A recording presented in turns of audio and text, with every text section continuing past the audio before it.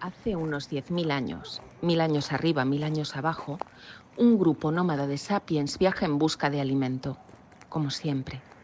Ellos siempre van de aquí para allá, van donde haya comida, claro, y llegan a un sitio en la montaña.